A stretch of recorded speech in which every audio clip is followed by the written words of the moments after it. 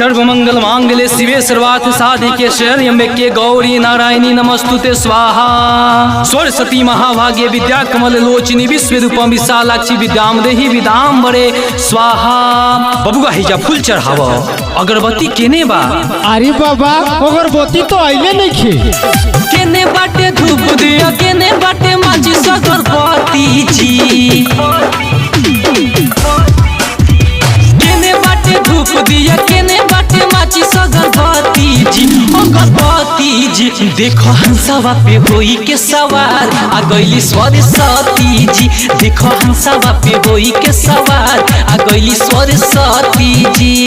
काला सा धराइल नहीं दिया ना बाराइल झूमन मोती जी। अरे मोती जी देखो हंसवा पे होई के सवार आ गईली सरस्वती जी। देखो हंसवा पे होई के सवार आ गईली सरस्वती जी। तमेव माता च पिता तमेव बंधु च सखा तमेव विद्याधर विद्याम तमेव सर्वं मम देव देव स्वाहा। बालक हिजा दक्षिणा चढ़ाव। अरे कौन किया बाबा 10 बजे गईल पूजा न भइल पंडित जी के ने बाड़े। फूलवा के माला ले के आव रूपवा माई के सवारे। 10 बजे गईल पूजा न भइल पंडित जी के ने बाड़े।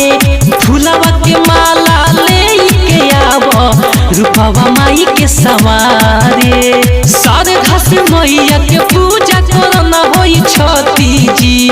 सारे घास मैया के पूजा करना होई छती जी। अरे छती जी देखो हंसवा पे होई के सवार आ गईली सरस्वती जी।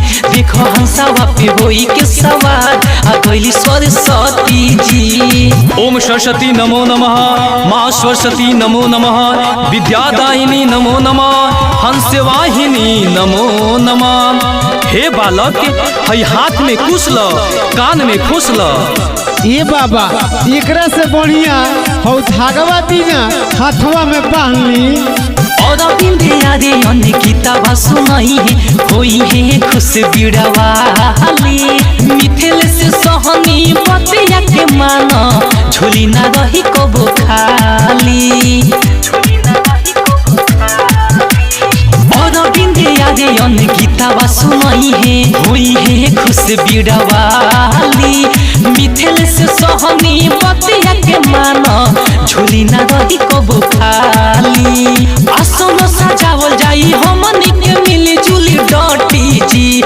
आसन सजावल जाई हमनी के मिली जुली डटी जी। अरे डटी जी देखो हंसवा पे होई के सवार आ गईली सरस्वती जी। देखो हंसवा पे होई के सवार आ गईली सरस्वती जी।